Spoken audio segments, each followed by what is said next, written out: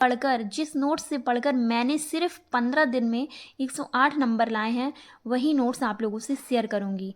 दोस्तों, आज से हम एमपी टेट वर्ग 3 की तैयारी शुरू कर रहे हैं। मैंने इस एग्ज़ाम में 108 नंबर स्कोर किए हैं और मैं चाहती हूँ कि आप मुझसे भी ज़्यादा नंबर लाओ। इस चैनल पर मैं आपको सिंपल तरीके से पूरा सिलेबस पढ़ाऊँगी, नोट्स, ट्रिक्स एंड प्रैक्टिस के साथ। बस आप डेली मेरे साथ जुड़े रहें और सिलेक्शन हमारा टारगेट है। इसमें 5 सब्जेक्ट आते हैं आपका: child development, pedagogy, language first and language second, mathematics and EVS. सारे 30-30 नंबर के हैं और आपका 150 नंबर का पेपर है। हम शुरू करेंगे बाल विकास, सबसे इम्पॉर्टेंट एंड स्कोरिंग सब्जेक्ट। देखिए, मैंने जिस नोट्स से पढ़ के 108 नंबर लाए हैं, वही नोट्स आप लोगों से शेयर कर रही हूँ। मैं चाहती हूँ कि कुछ हाउस वाइफ होंगी, गर्ल्स होंगी जिनकी शादी हो चुकी है, जो अपनी पढ़ाई के लिए टाइम नहीं निकाल पा रही हैं या उनको नहीं समझ में आ रहा कहाँ से स्टार्ट करें, तो मैं अपने नोट्स शेयर कर रही हूँ और आप लोगों को समझाने की पूरी कोशिश रहेगी मेरी कि मैं आप लोगों को समझा पाऊँ। और मेरे इस चैनल पर आपको पूरा सिलेबस, कंप्लीट सिलेबस आपको मैं तैयार करवाऊँगी। प्लीज़ मेरे चैनल से जुड़े रहिएगा। आज हम स्टार्ट कर रहे हैं चाइल्ड डेवलपमेंट एंड पेडागोजी का पार्ट। इसमें आपका पहला चैप्टर है बाल विकास की अवधारणा एवं इसका अधिगम से संबंध। देखिए, विकास क्या होता है? विकास होता है, देखिए आप लोग MPESB की वेबसाइट में जाकर आप सिलेबस देख सकते हैं, एमपी टेट वर्ग 3 पात्रता परीक्षा का। वहीं से ये सिलेबस मैंने भी निकाला है और ये पहला चैप्टर है। मैं चैप्टर वाइज चैप्टर आप लोगों को तैयार करवाऊंगी।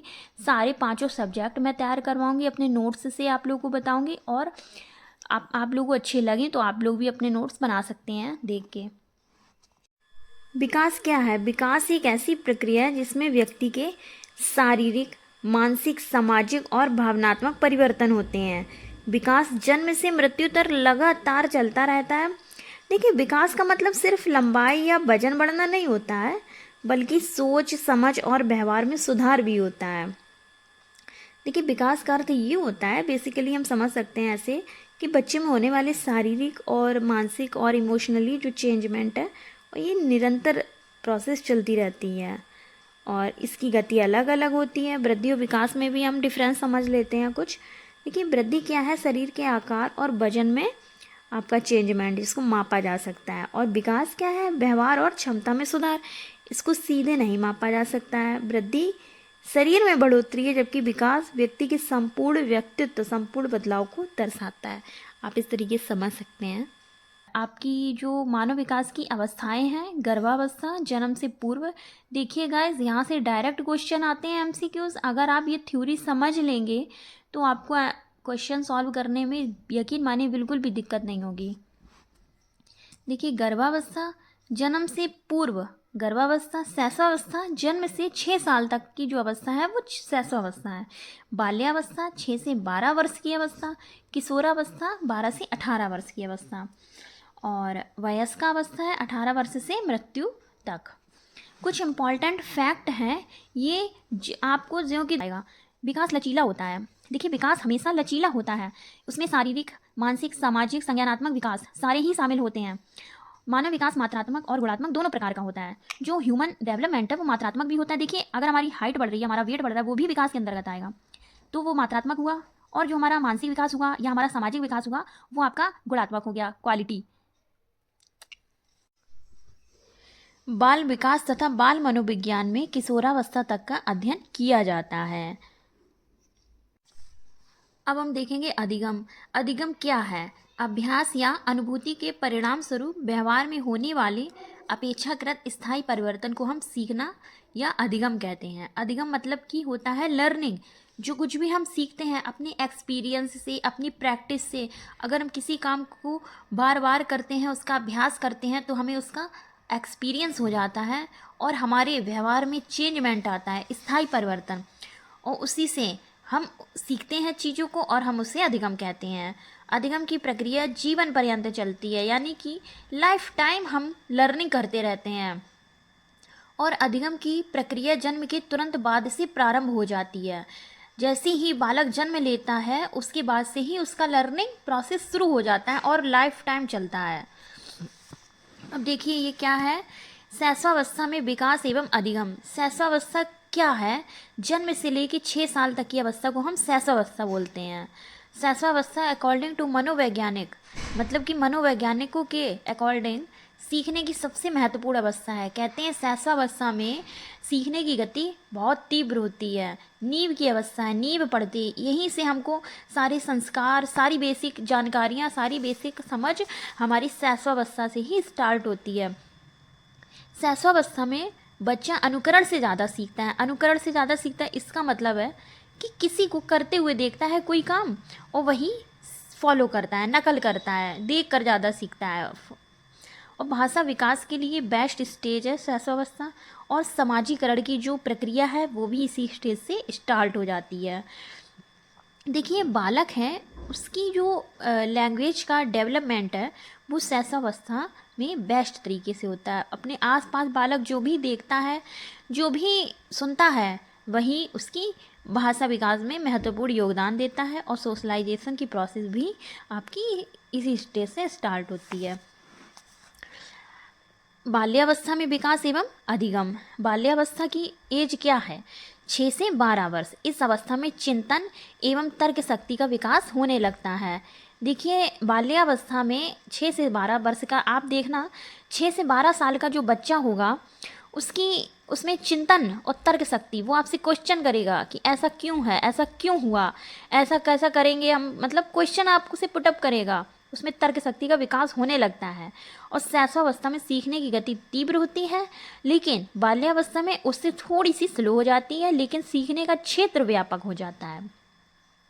अब बात करते हैं हम किशोरावस्था में विकास एवं अधिगम। जो भी गाइस ये जो भी पॉइंट लिखे हुए हैं मैंने अपने एग्ज़ाम टाइम में लिखे हुए थे, और इन्हीं से मैंने रिवाइज़ करके और प्रैक्टिस सेट सॉल्व करके मैंने एमपीटेट में 108 नंबर लाए थे। आप लोग भी ला सकते हैं, बहुत ही सिंपल है क्योंकि पेडागोजी का सारा खेल है। और बाल विकास सबसे इम्पॉर्टेंट रोल है बाल विकास का, जो कि हम आप लोग को बता रहे हैं अपने नोट्स से। और देखिए गाइस, प्रैक्टिस बहुत ज़रूरी है। हम आपको यहाँ पे पूरा सिलेबस कंप्लीट करवाएंगे, आप प्रैक्टिस करते रहना। और ये जो थ्योरी मैं बता रही हूँ इसको आप कंप्लीट कर लेना, आपका यकीन मानिए आपका निकल जाएगा पेपर बहुत अच्छे नंबर से। अब बात करते हैं हम किशोरावस्था में विकास एवं अधिगम। 12 से 18 वर्ष की जो अवस्था है किशोरावस्था, सबसे कठिन अवस्था बोलते हैं इसको, क्योंकि इस एज में ही हमारे सारे जो फिज़िकल और मेंटल चेंजमेंट होने लगते हैं। इम्पॉर्टेंट फैक्ट हैं कुछ। किशोरावस्था में लड़कियों का शारीरिक विकास लड़कों की अपेक्षा तेज होता है, और संवेगात्मक विकास यानी कि इमोशनल जो डेवलपमेंट है लड़कियों में अधिक होता है। देखिएगा, लड़कियों में संवेगात्मक विकास अधिक होता है, इमोशनल ज़्यादा होती हैं लड़कियाँ, और लड़कियों में मैच्योरिटी जल्दी आती है। और बाल्यावस्था को गैंग एज भी कहा जाता है। ये कुछ आपके ज्यों के त्यों एग्ज़ाम में पूछ लिए जाते हैं। और किशोरावस्था को तूफान की अवस्था भी कहा जाता है। बालक के विकास में सबसे बड़ी भूमिका होती है समाज की, और प्राथमिक भूमिका परिवार की होती है, क्योंकि बालक समाज में मिलने से पहले अपने परिवार में रहता है। अपने परिवार से ही उसका विकास होता है, अपने माता पिता से, अपने भाई बहन जो भी उसके परिवार में होते हैं वहाँ से ही उसका विकास स्टार्ट हो जाता है। फिर देन वो स्कूल जाता है, अपने आस पड़ोस में खेलता है, वहाँ उसका विकास होता है। बाल विकास के अंतर्गत आपका शारीरिक विकास, सामाजिक विकास, मानसिक विकास, संज्ञानात्मक विकास 2 बार हो गया, भाषा विकास और व्यक्तित्व विकास सभी आ जाते हैं बाल विकास के अंतर्गत। एक क्वेश्चन है जो आपका एग्जाम में बिल्कुल सेम टू सेम पॉइंट पूछ लिया जाता है। विकास का क्रम क्वेश्चन पूछ लेगा, विकास का क्रम सामान्य से विशिष्ट की ओर होता है या विशिष्ट से सामान्य की ओर होता है?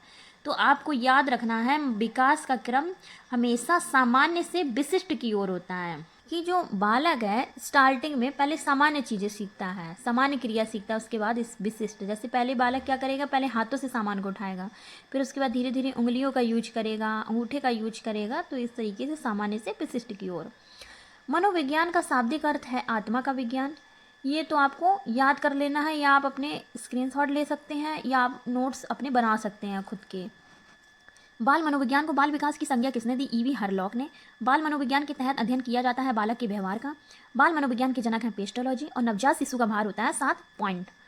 नवजात शिशु का भार 7 पाउंड होता है। जब बच्चा पैदा होता है तो नवजात शिशु बोलते हैं उसको।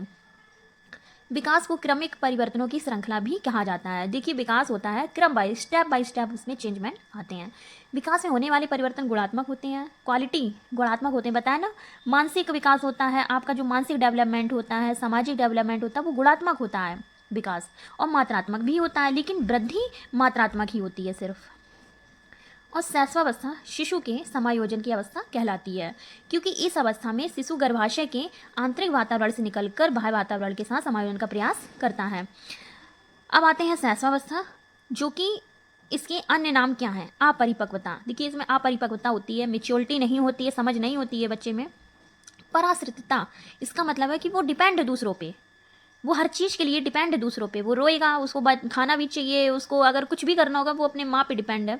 संवेगशीलता, इस संवेगशीलता यानी कि वो तुरंत रोने लगेगा, तुरंत हंसने लगेगा, जो संवेग इमोशनल होता है। और बचपन अवस्था, जो कि आपकी 6 से 12 वर्ष की अवस्था बोली जाती है, इसको हम खतरनाक अवस्था भी बोलते हैं, अजीबो गरीब अवस्था भी बोलते हैं, आत्मनिर्भर अवस्था भी बोलते हैं, उत्तरोत्तर वृद्धि और विकास की अवस्था भी बोलते हैं, क्योंकि इसमें वृद्धि और विकास आगे बढ़ता है। और पुनरावृत्ति की अवस्था भी बोलते हैं। प्रवृत्ति, इसमें क्या होता है कि बच्चा जो है रिपीट बहुत करता है, जैसे आपने कुछ बोला वो भी वही बोलेगा, आप जैसा करेंगे वैसा ही वो करेगा, तो रिपीट करने की आदत होती है। आत्म केंद्रित होता है, स्वप्रेमी होता है, यानी बच्चा आत्मकेंद्रित, खुद में ही खोया रहे, खुद में ही उसका सारा जो फोकस रहेगा वो खुद में रहेगा, स्वयं से प्रेम करेगा, और उसको नैतिकता का अभाव होता है। देखिए, बच्चे सेल्फिश होते हैं, उनको दूसरों की नहीं पड़ी, उनको अपना, मतलब उन्हें कुछ भूख लगी है, आपके पास खाना नहीं है, उसके पास खाना है, वो खा लेगा। आप उससे कहेंगे मुझे भी दे दो, मुझे भूख लगी, मुझे खाना नहीं मिला, तो वो आपको नहीं देगा, वो खुद खा लेगा। उसमें नैतिकता का अभाव होता है। अनुकरण की प्रवृत्ति होती है, देखिए उसमें अनुकरण नकल करने की, यानी कि रिपीट करने की, अनुकरण करने की प्रवृत्ति होती है। किशोरावस्था परिवर्तन की अवस्था, जैसा कि इसमें हमारे बॉडी में, मेंटली,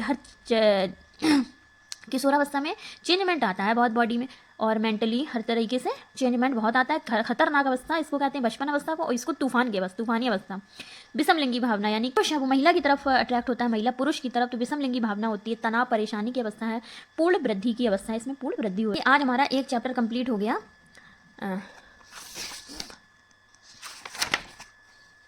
देखिए, आज हमारे एक चैप्टर कंप्लीट हो गया, बाल विकास की अवधारणा एवं इसका अधिगम से संबंध। अब हम कल दूसरा चैप्टर कंप्लीट करेंगे। ऐसे ही हम डेली एक एक दो दो चैप्टर कंप्लीट करते जाएंगे, और मैं आप लोगों को अपने नोट्स से बताती जाऊंगी।